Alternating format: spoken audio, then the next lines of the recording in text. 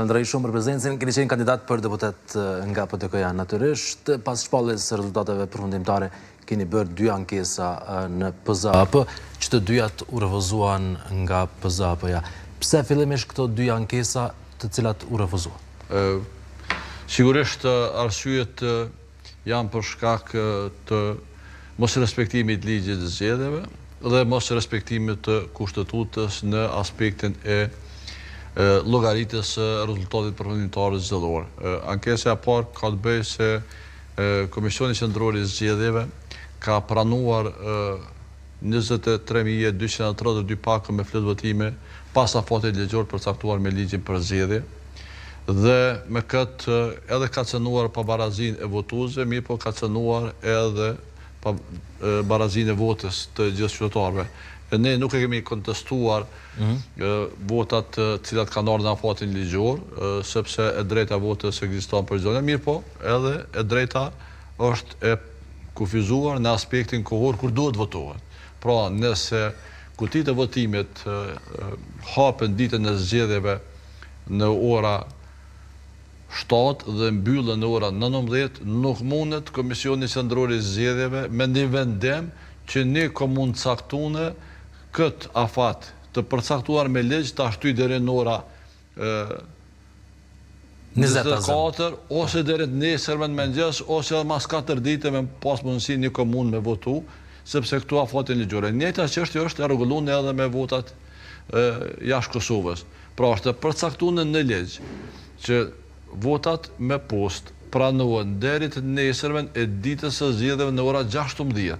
Por PZAP-ja nuk ju dha të drejtë juve. Pavarësisht kësaj ankese. Po, sepse e lexova dhe arsyetimin e PZAP-s dhe PZAP-ja ka jap një arsyetim formal, nuk është në trajtimin e thelbit të çështjes së ankesës. Ka vendimmarrje nga KQZ-ja.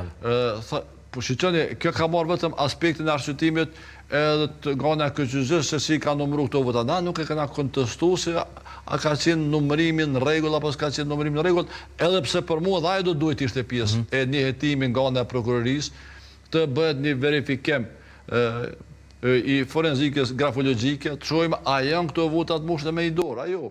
Edhe kjo ka qenë pjesë që do duhet ta bënte PZAP-ja të urdhëronte një gjë tillë. Mirë po, po kthehemi te thelbi i çështjes.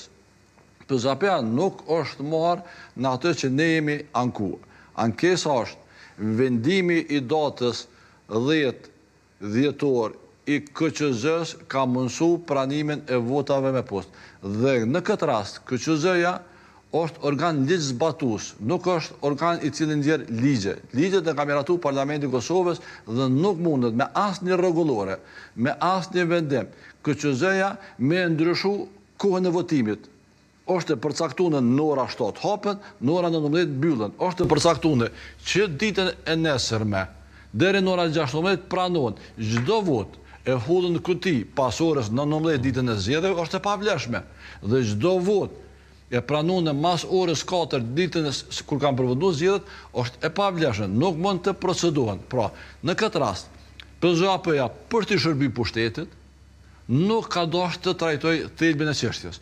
Prandaj ekzistoi pushtetit, PZAP-ja. Patjetër, sepse edhe në rastin e kaluar kur ne dorëzuam ankesën kundër administrimit të votave me post, sepse KQZ-ja me datë 7 janar kishte njoftuar se ka pranuar votat me datën 5 janar me post dhe se disa prej tyre janë pranuar, disa të tjera janë rrugës, e cilat janë pranuar me datën 8 janar. Pra, plot 10 ditë pas përfundimit të zgjedhjeve, KQZ-ja ka pranuar dhe i ka futur në rezultatin zgjedhor të votat të cilat janë ardhur me post. Pra, 10 ditë pasi ka përfunduar zgjedhjet, kanë pranuar ende vota me post. Se sa janë pra të besueshme dhe sa cënon integritetin e zgjedhjeve këto vota që kanë ardhur mas 10 ditë në Kosovë, pra do duhet ishte një prej vendimeve kyçe për me mbrojtë lëshmërinë e procesit zgjedhor.